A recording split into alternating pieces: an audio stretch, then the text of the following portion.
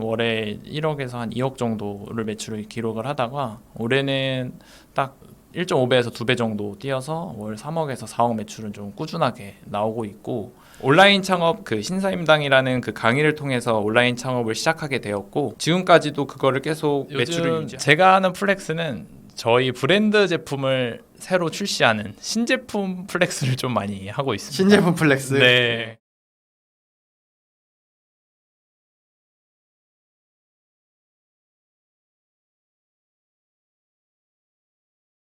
안녕하세요.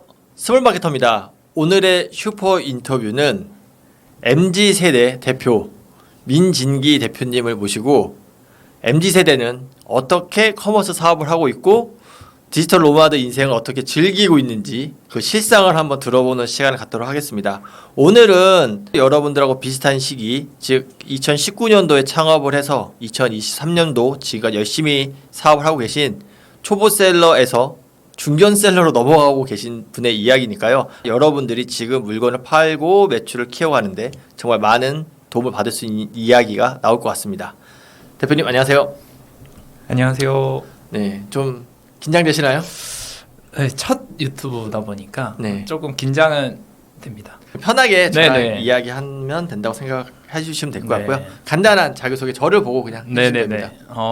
저는 지금 쿠브나무로 이제 새로 활동을 하면서 19년 12월 간이가세자를 시작해서 현재 법인 사업체 한 개를 운영하고 있는 민진기라고 합니다. 이 대표님 저랑 만나 뵌 게 한 1년 2, 3개월 된 것 같아요. 네, 맞습니다.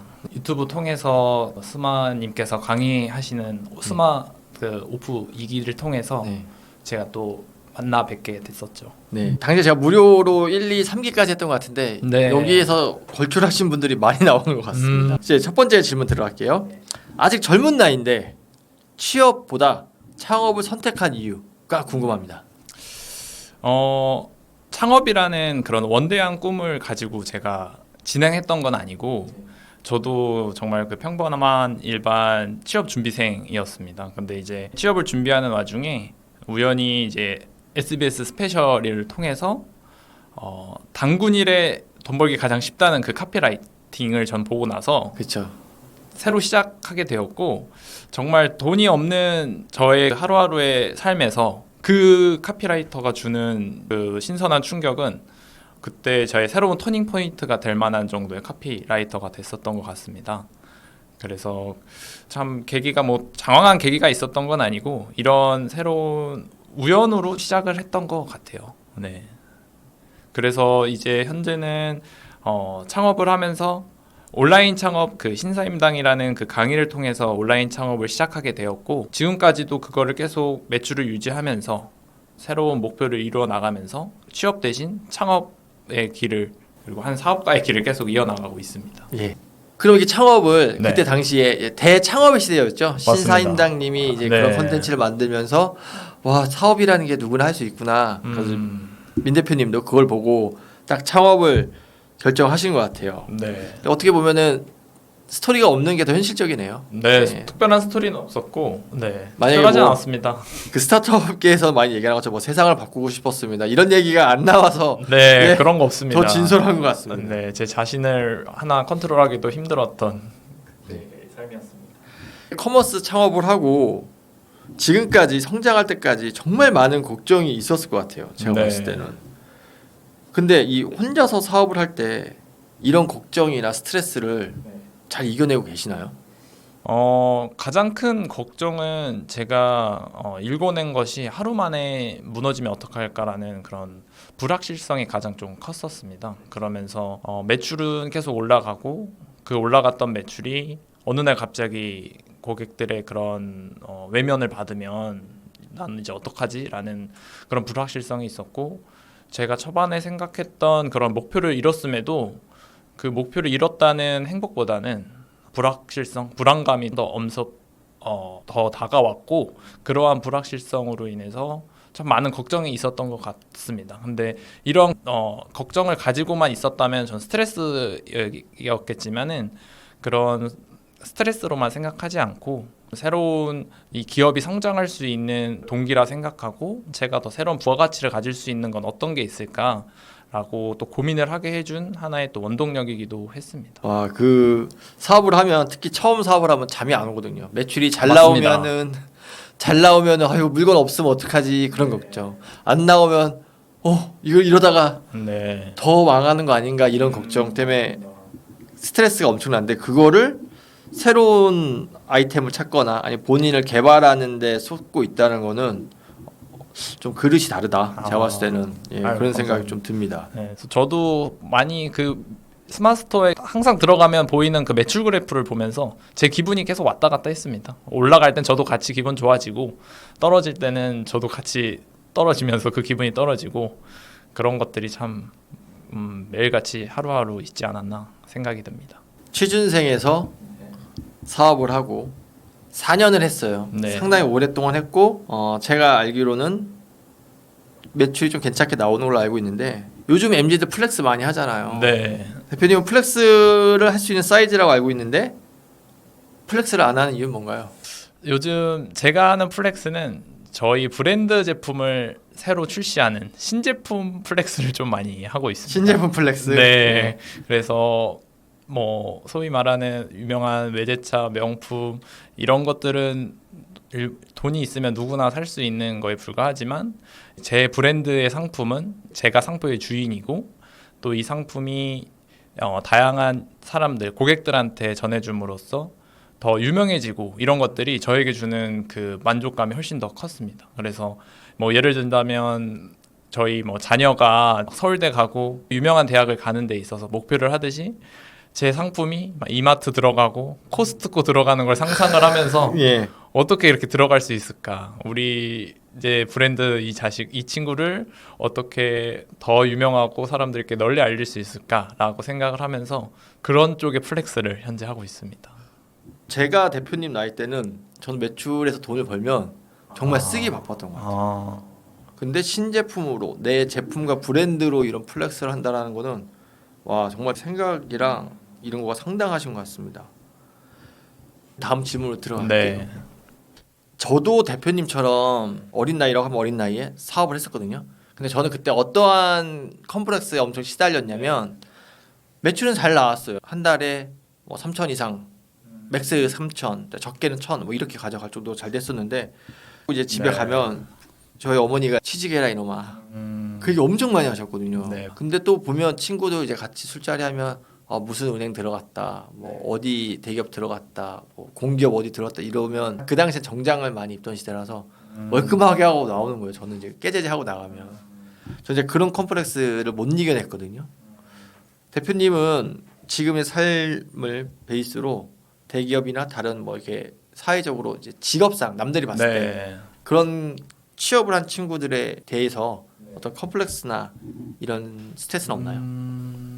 아까 말씀 주셨던 것처럼 저희 어머니께서도 항상 공무원을 해야 된다. 안정적인 그런 삶을 추구해야 한다고 항상 강조해주고 많이 말씀해 주셨는데 저는 학군이 좋다는 동네인 목동에서 태어나서 거주를 하고 있는데 주변 친한 친구들도 정말 다 좋은 대학을 많이 가고 유명한 대기업도 많이 취업을 하고 사짜 직업도 하고 있는데 저는 항상 그 삶에서 저의 삶을 채워줄 만족도를 높여주는 삶을 살진 않았던 것 같습니다. 그냥 친구들이 공부를 하니까 저도 같이 따라서 공부를 했고 그런 와중에 제가 좋아하는 건 뭔지에 대한 항상 고민이 많았었는데 이러한 사업을 통해서 제가 하나하나 일구어 나갈 때 첫 판매가 일어날 때 그 짜릿함은 학교 뭐 발표할 때 그 이상의 저한테 큰 이상의 짜릿함을 주더라고요. 친구들과 비교했을 때는 좀 부족해 보일 수도 있긴 하겠지만 저의 삶의 만족도에 있어서나 여러 가지 자금적인 그런 자산에 불리는 속도 했을 때는 현재 제 삶도 정말 만족을 하고 있고 지금 또 잘 다니고 있던 그 친구들은 저를 보면서 또 부러워하더라고요. 항상 하는 말은 유튜브를 해야 된다. 또 나와서 사업을 해야 되는데 아이템이 없다. 저 본인이 생각했던 회사 라이프가 있었는데 항상 야근이 많고 자기들의 삶이 또 없어지니까 부업을 찾고 있더라고요. 그런 거 따져서 봤을 때 저는 제 삶의 만족도도 높고 제가 하고 싶은 걸 하는 거에 있어서 후회 없는 선택이었다라고 생각하고 있습니다. 저는 이제 MZ에 대한 안 좋은 네. 선입견을 갖고 있었던 사람 중에 하나인데 대표님을 보면서 이게 사람에 따라 틀리구나. 잘 되고 열심히 하는 사람들은 어느 세대나 다 있는 거고 우리가 표면적으로 MZ 세대를 이제 선입견을 갖고 볼 필요가 없겠다. 네, 그런 생각이 듭니다. 이제 민진기라는 사람의 MZ 이야기를 잘 들어봤습니다. 근데 네. 이제부터는 평범한 온라인 셀러의 삶을 좀 집중적으로 들어보도록 할게요. 네. 특히 대표님은 대창업 시대에 네, 들어와서 그때 이제 스마트 스토어부터 시작해서 뭐 다양한 가구매 시절, 네. 그다음에 쿠팡, 로켓, 뭐 그로스에서 쭉 이렇게 한 4년 동안 이 네. 시장도 크게 변화가 있었던 것 같은데 네. 진짜 맨몸으로 들어와서 맞습니다. 달리고 있단 말이에요. 네. 그러니까 내공이 장난 아닐 거라고 생각을 합니다. 그 내공을 쭉 이야기를 한번 들어보도록 할게요. 하루 일과가 너무 궁금해요. 이 사업을 생각하는 사람들은 디지털 노마드를 많이 생각하잖아요. 뭐 이렇게 멋있는 맞습니다. 카페 안에서 네. 일하고 뭐 하루 30분만 일하면 돼요. 뭐 이렇게 광고들이 나오는데 대표님의 하루의 삶은 어떻습니까? 저는 아직 좀 안타깝게도 그 유튜브 속 라이프의 그런 좀 여유로운 삶은 마음껏 누리진 못하고 있고요. 주말에 나가서 간식 떨어진 거 없나, 뭐 커피 캐슐 부족하진 않나, 그러면서 청소도 하고 유명한 웹드라마인 조초소의 그 사장님의 역할이 하고 있지 않나라는 생각으로 지금 지내고 있습니다. 네, 그러니까 디지털 노마드 삶보다는 맞습니다. 어떻게 보면은 조초초 사장님에서 생각나는 네. 나 이러면 안 되는데 네. 드라마 내용상에서도 무역업이 좀 잘 안 돼서 새로운 어플리케이션을 만들거든요. 근데 저도 지금 하고 있는 이 사업이 안 됐을 때 대비해서 무엇을 더 해야 되나 그런 고민을 항상 하고 있고 그 영상 속에서 보던 그런 이상과는 조금 다른 현실을 아직은 살고 있지 않나라고 생각을 하고 있습니다. 그러니까 현실은 디지털 노마드보다는 조초수의 사장님처럼 하루하루 사업을 끌어나가고 네. 아까 말씀하셨죠. 아 이게 다 날아가면 어떡하나 네. 그런 걱정 속에서 맞습니다. 새로운 기회를 탐색하는 열심히 살고 있는 사장님의 모습이네요. 네.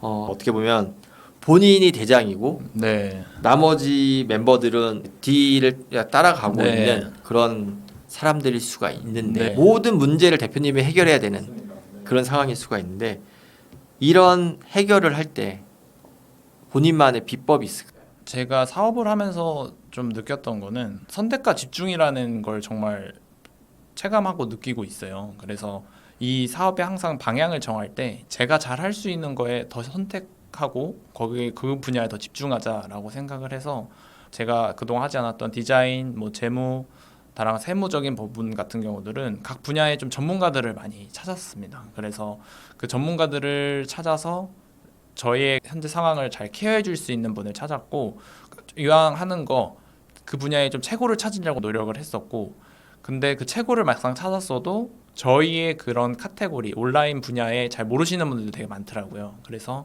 저희 분야를 더 잘 알고 계시는 분을 찾아서 진행을 하니까 제가 몰랐던 부분에 대해서 더 공감도 많이 해주시고 거기에 관련된 정책 관련해서도 더 많이 공유를 해주시고 그러다 보니 비용 자체로는 분명 발생하지만 제가 그 시간에 동일한 시간을 가지고 했을 때 나오는 인풋 대비 아웃풋의 효과가 확실히 전문가를 통해서 하는 게 더 좋았다라고 해서 저는 전문가를 좀 많이 찾았었던 것 같습니다. 그 이야기가 제가 예전에 신사임당 채널인가 자청 채널에서 본 것 같은데 네네. 본인이 다 하려고 하지 말고 맞습니다. 잘하는 네. 분들에게 돈을 쓰는 걸 아까워하지 마라. 네가 아무리 노력하거나 그런다 하더라도 지금 당장 닥친 문제를 해결할 때는 그런 네. 전문가의 도움을 받는 게 네 맞습니다. 맞다라는 이야기를 들은 적이 있는데 그거를 직접 이렇게 적극적으로 실행하시는 분은 제가 처음 본 것 같아요. 그렇게 하면서 좀 해결이 좀 많이 되나 네, 보네요. 해결도 많이 됐고 제일 제가 와닿았던 건 재무제표상으로 그런 것들이 좀 많이 도움을 받았어요. 법인이라는 개념이 저는 아직 좀 많이 낯설었었고 거기에 대한 여러 가지 재무제표상의 그런 것들을 조정하는 데 있어서 그리고 뭐 대출을 받을 때 재무제표상에 나와 있는 게 참 중요하다는 거를 몰랐었으니까 대출을 받는데 어려움을 한번 겪고 나서 그때부터 그런 디테일들을 전문가를 만나고 나서부터 많이 개선도 하고 그런 것들이 도움을 많이 받았었죠. 정말 신기한 게 최근 인터뷰에서 가장 많이 나온 얘기가 재무라는 얘기예요. 그러니까 저희 구독자분들이나 이제 유튜브에서 네. 컨텐츠를 보는 분들이 드디어 재무까지 신경돼 써야 되는 시야가 생기셨다라는 걸 느낍니다. 재무를 이야기할 정도면 네. 다음 질문입니다. 매출이 좀 상당히 되시는 것 같아요. 지금 매출이 어느 정도인지 그리고 이 정도의 매출에 지금 만족하고 계신지 궁금합니다. 네네. 저는 일단은 이제 작년 매출 기준으로 했을 때는 평균 월에 1억에서 한 2억 정도를 매출을 기록을 하다가 올해는 딱 1.5배에서 2배 정도 뛰어서 월 3억에서 4억 매출은 좀 꾸준하게 나오고 있고, 이게 아무래도 유통업의 특성상 이제 자본이 쌓이고 그 자본으로 제가 또 물건을 구매하고 판매를 하다 보니까 자본이 늘어나는 만큼 매출도 좀 늘어나는 형태를 띠고 있는 것 같습니다. 와, 불과 4년 만에 제가 알기로 올해 30살 되신 걸로 알고 있는데 30살에 40억짜리 법인 대표님이시네요. 이건 운만으로 가능한 건 아닌 것 같고 실력이 충분히 담보가 된 것 같아요. 이 커머스 시장에서는 대표님처럼 급성장하신 분들의 케이스가 종종 나오잖아요. 네. 그런데 어떤 분들은 이 영상을 보신 어떤 분들은 네. 이해가 안 될 수가 있어요. 네. 회사 다니면 대리밖에 안 되는 시간인데 이 시장 어떤 시장에 생판 모르는 사람이 들어와서 4년 만에 40억짜리 회사를 만들었다고 하면 안 믿길 수가 있어요. 네. 그래서 제가 대표님한테 다음 질문으로 들어가는 게 이렇게 성장하기까지 본인이 가장 큰 도움을 받은 것 그리고 자기한테 가장 도움을 준 것은 무엇이라고 생각하냐. 그러니까